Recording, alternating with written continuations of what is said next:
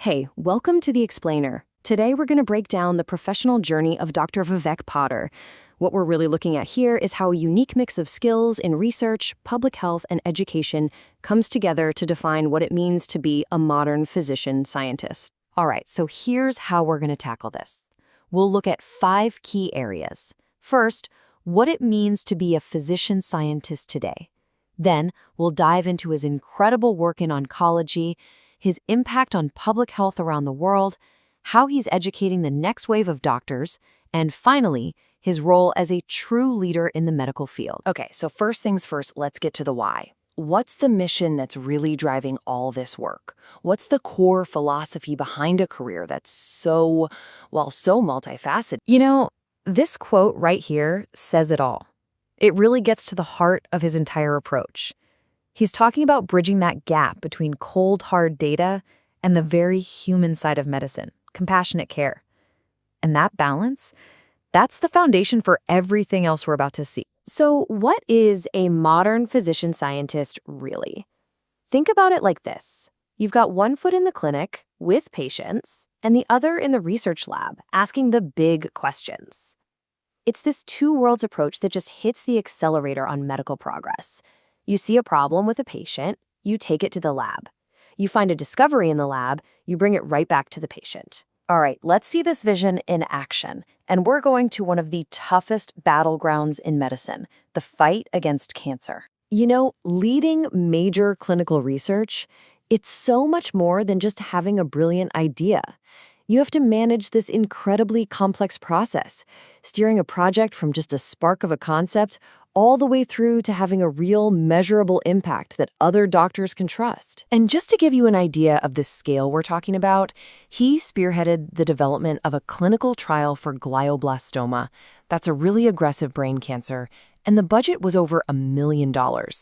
Securing that kind of money, that doesn't just take a good idea. It takes a ton of trust and proven ability. This really breaks down what that ability looks like. It's a full end-to-end process. You start with the protocol, you write the grants to get the funding, then you have to get through the IRB, that's the Institutional Review Board, the ethics watchdog that protects patients, then you get to analyze the data and publish. The key thing here is that he's managing every single one of these steps. And what's the result of all that leadership? A huge contribution to the global scientific conversation. We're talking 16 abstracts from his projects presented at the absolute top-tier oncology conferences like ASCO and ESMO. This is exactly how new discoveries get out there and start changing how medicine is practiced. I mean, just look at the breadth of his work here. It's not like he's focused on just one tiny thing. We're seeing him involved in huge clinical trials like GOG 3026, helping with landmark studies published in The Lancet, and even leading brand new kinds of real-world research. And what I think is really important is that he's also focused on tackling health disparities and, crucially, mentoring the next generation. Okay, let's zoom out a bit, because beyond a single patient or a single trial, his work has a massive impact on the health of whole populations. We're shifting gears from the lab to the global stage now. So as a collaborator with the Global Burden of Disease Study, which is this huge planet-wide project, he's contributed to some of the most detailed analyses of health trends out there. This timeline, it's just a snapshot of the insane range of topics he's helped shed light on, from diabetes and stroke all the way to global stillbirths. But here's the thing. Having giant data sets is one thing. The real magic is turning all that complex research into something people can actually use. He's written over 250 of these evidence summaries for doctors and wrote 5 really key papers during the pandemic. And as you can see from this chart, the impact is just staggering. His work has reached millions of people and helped guide policy when it was needed most. This right here shows an incredible skill, the ability to work at totally different altitudes. You've got the 30,000-foot view of massive global data, and at the same time, the on-the-ground urgency of rating clear guidance that a doctor or a policymaker can use, like, right now. Okay, so beyond his own research, there's another huge part of his work. It's what I call a force multiplier effect as a top-tier medical educator. This is where his impact scales up, moving from helping patients today to actually shaping the doctors of tomorrow. Yeah, it's pretty clear his scholarly work has had a huge ripple effect. We're talking over 25,000 citations. That means thousands of other scientists are reading, referencing, and literally building on his research. And an H-index of 24? That's a serious mark of sustained, high-quality impact in the academic world. But the really crucial point here is that his teaching goes way beyond academia. Through his work on the First Aid series, he's directly helped train more than 200,000 medical students around the globe.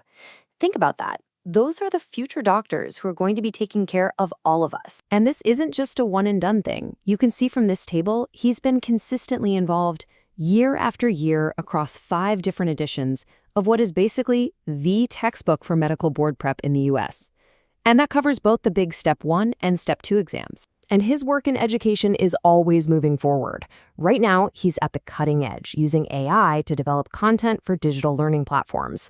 This is all about building the next generation of tools to make medical school more effective, more efficient, and more accessible. All right, so let's put it all together. You've got the researcher, the public health expert, and the educator.